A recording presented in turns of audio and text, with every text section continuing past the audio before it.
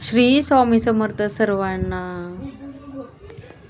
बघा, बघता बघता श्रावण महिना हा म्हणजे अर्धा संपत पण आलेला आहे आणि श्रावण महिन्यातील 15 दिवस गेलेले आहेत बघा. आणि बघा, उद्या आहे पौर्णिमा. म्हणजे पौर्णिमा 27 तारखेला एक आलेली आहे आणि 28 तारखेला आलेले अशा 2 दिवस पौर्णिमा आपण आलेल्या आहेत. त्याच्यामुळं 28 तारखेची पौर्णिमा ही शुक्रवारी आलेली आहे. म्हणजे श्रावण महिना हा खूप शुभ मानला जातो आणि या महिन्यात केलेल्या सेवा हा खूप शुभ मानल्या जातात. आणि त्यातले त्यात बघा, पौर्णिमा आलेली आहे आणि शुक्रवार आलेला आहे. हे दोन्ही योग आपल्या एकाच वेळी जुळून आलेले आहेत. त्याच्यामुळं या योगावर आपण लक्ष्मी मातेची आणि म्हणजे ही एक सेवा करायची आहे. ती लक्ष्मी मातेला म्हणजे अतिप्रिय आहे. ही सेवा केल्यानंतर आपल्या घरात सुख, समृद्धी, धन, संपत्ती, ऐश्वर्य, आरोग्य या सर्व गोष्टी आपल्याला मिळणार आहेत किंवा लक्ष्मी माता ही देतेच. आणि संतान प्राप्तीमधल्या ज्या काही अडचणी असतील त्यासुद्धा या सेवेने दूर केल्या जातात बघा, संतान प्राप्तीमधल्या. कारण की माता लक्ष्मी ही संतान माता आहे, संतान लक्ष्मी आहे, संतान पण देणारी लक्ष्मी माता आहे. त्याच्यामुळं आपल्याला ही सेवा कधीच चुकवायची नाही बघा. या शुभ मुहूर्तावर आपल्याला ही सेवा करायची आहे. चला तर मग ती कोणती सेवा आहे आणि कशी करावी बघूया. चला. आता प्रत्येकालाच वाटत असतं बघा, आपलं घर सुख, समृद्धी, समाधान आणि आरोग्य आणि पैशानं घर भरलेलं असावं. याच्यासाठी आपल्याला लक्ष्मी मातेची कृपा लागते. त्याच्याचबरोबर भगवान श्री विष्णूंचा आशीर्वाद लागत असतो बघा.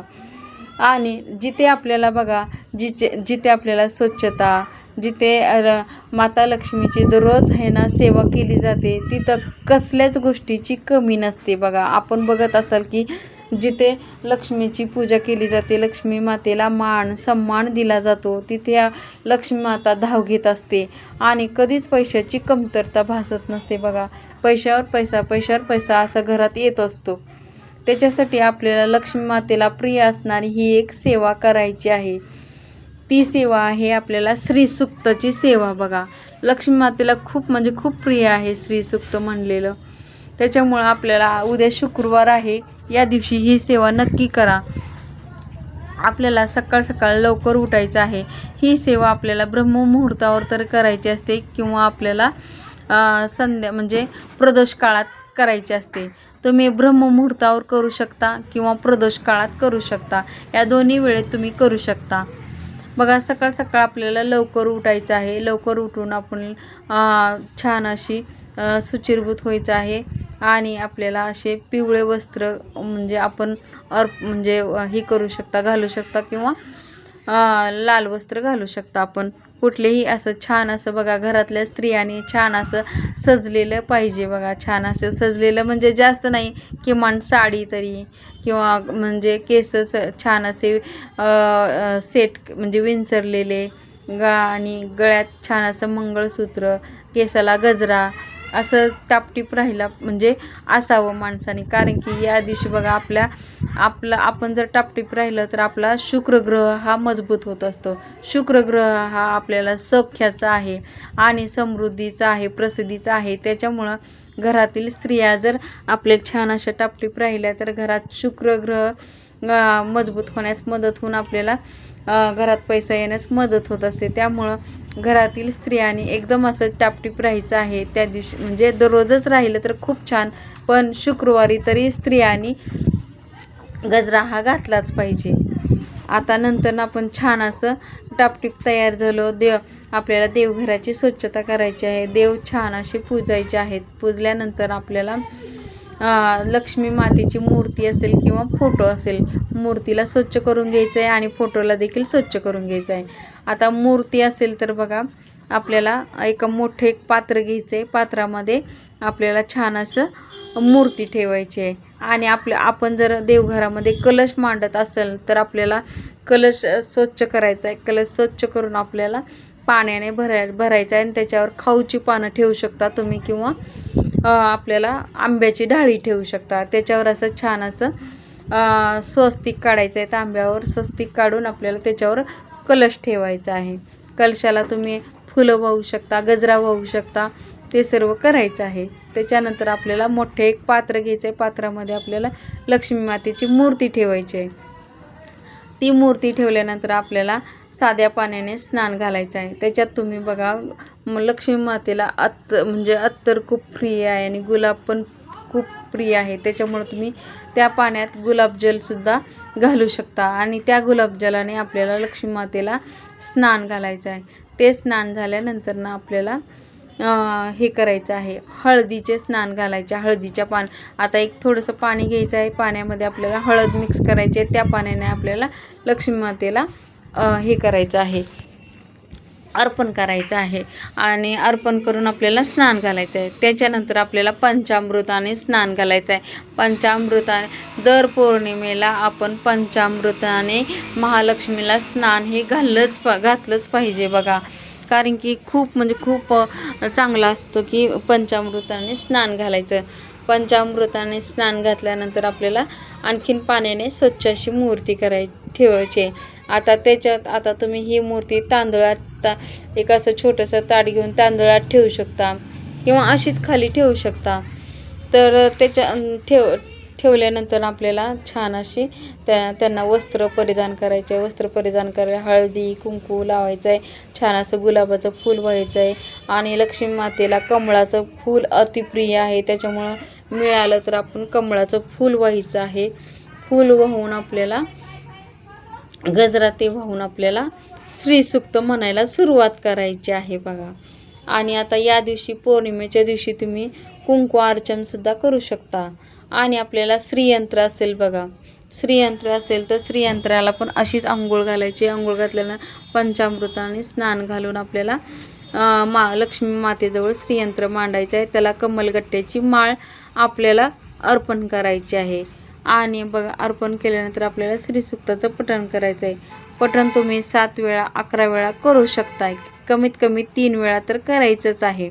आता ते पठण तुम्हाला जर संस्कृतमध्ये आहे ते जर येत नसेल तर आपल्याला साधं मोबाईलवर लावायचं आहे. मोबाईलवर लावून आपण कुंकू अर्चन चालू ठेवायचं आहे.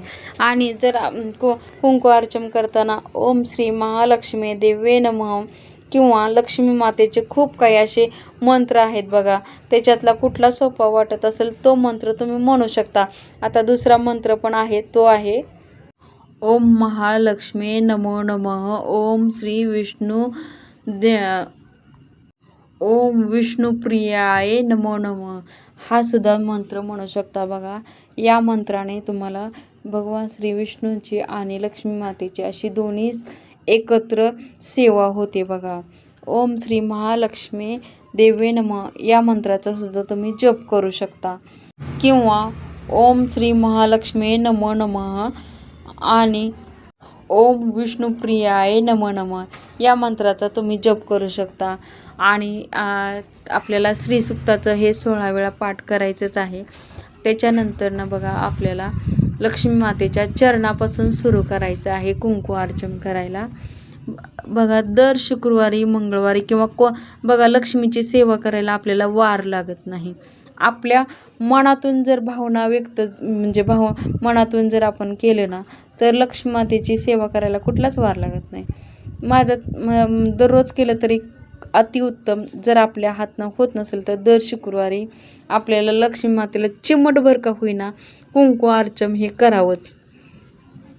आणि कुंकू अर्चन करताना आपण आहे ना मंत्र म्हणू शकता किंवा दुसरा अजून श्रीसूक्त हा मंत्र म्हणत बघा. हे कुंकू अर्चन केलेलं आपल्याला दररोज वापरायचं आहे बघा. आपल्याला आपण कपाळावर लावू शकता. हे कुंकू दररोज वापरायचं. याच्याने आपलं रक्षण होतं आणि आपल्या लक्ष्मी मातेचा आशीर्वाद मिळत असतो. त्याच्यामुळे हे कुंकू आपण दररोज वापरात आणायचं आहे. आणि नंतर आपल्याला ही म्हणत असताना एक तेलाचा दिवा तुपाचा दिवा लावायचा आहे. छान अशी सुगंधित अशी अगरबत्ती लावायची आहे. हे सर्व झाल्यानंतर ना आपल्याला आरती करायची आहे. आरती झाल्यानंतर आपल्याला लक्ष्मी मातेला प्रिय असणारी अशी खीर करायची आहे. तुम्ही कशाचीही खीर करू शकता, पण मी तर म्हणेल की तांदळाची खीर करा. तांदूळ आणि दूध असं मिक्स केलेली खीर करायची आहे. ती माता लक्ष्मीला म्हणजे अतिप्रिय आहे. आणि त्याच्यानंतर आपल्याला डोकं टेकवून नमस्कार करायचा आहे. हे श्री लक्ष्मी माते आणि तूच माझ्या घराची करता करविता आहे. तूच माझ्या घराचं रक्षण कर.